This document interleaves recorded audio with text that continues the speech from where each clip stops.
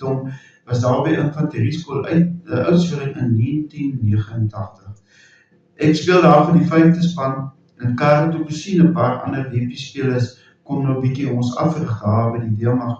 En natuurlik, die gou goed was Karel Du Plessis daar, ons agterspelers groepie, en hy vat toe nou die 4de en die 5de span, vat hy nou een kant, hy gaan nou bietjie spesifiek net met hulle werk, en ek is natuurlik in die 5de span, en jong mans, ek wil sê, ek geniet so vir Karel, wie alles wat ek doen het met mening, ek doen het vinnig, en ek doen het reg, en ek het goeie vaardighede gehad, en dit was my wonderlik geweest, om soos in die teenwoordigheid van my groot held, 1989 was sy laaste jaar, wat hy gespeel het, en dit was ook die jaar wat hy die Kinderbeker rekord 3 gedruk het van 19, en daardie dag was Kinderbeker seisoen 14 wedstryde geweest.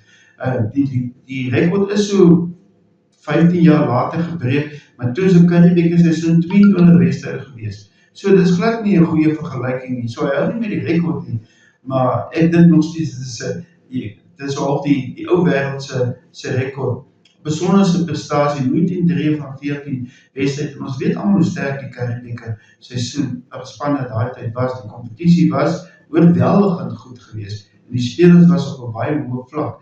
En natuurlik geniet ek te vir Karel Du Plessis. En hier bestaan ook raak hy weg.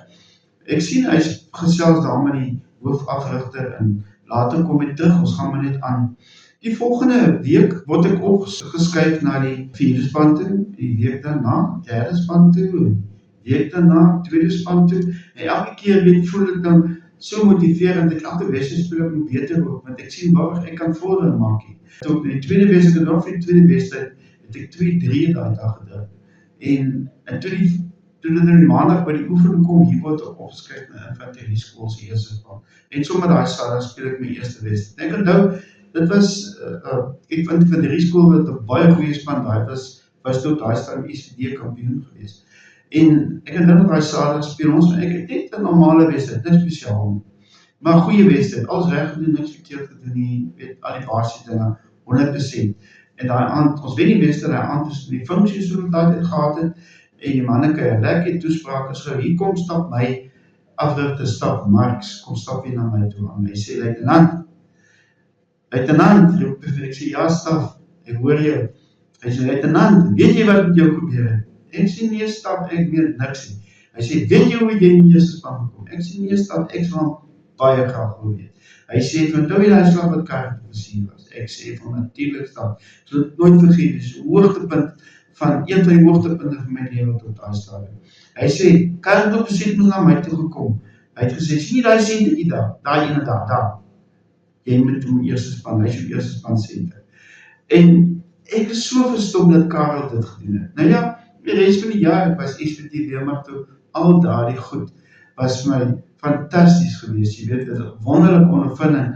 Ek het moes die spelers soos Jaco Reinagh, en ek het vertel van Walt Baartman. Toe hier so 15 jaar na dit, daar by Virgin Active, daar by Tygervallei, hier in Bellville en ek oefen nou daar op die trekman aan die goed, ek sien my hier kom stap Karel Du Plessis in, hy gesit daar by, ek kan sien, hy het nou klaar gestort, klaar geoefen, klaar gestort, hy sit nou daar by die tafeltjie, hy lees nou 'n bietjie koerant, en ek het ook vir my gaan stort, en toe ek nou klaar is, sien ek my hier sit hy nog steeds, nou sit ek, kyk ek so, moet ek hier maar vir hom gaan groet, net vir hom gaan handskit, gaan dit nou vir hom nou sleg wees as ek nou net vir hom gaan dankie sê.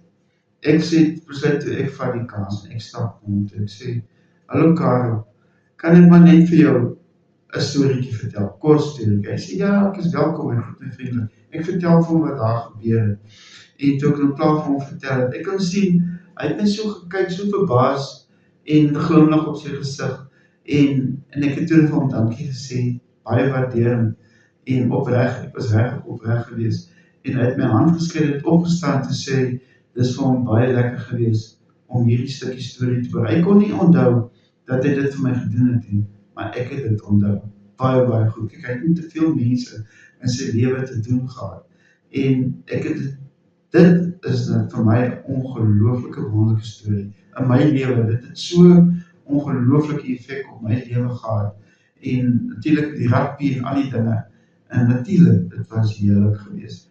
die dag toe ek paai met Karel Du Plessis gekruis het. 3 keer.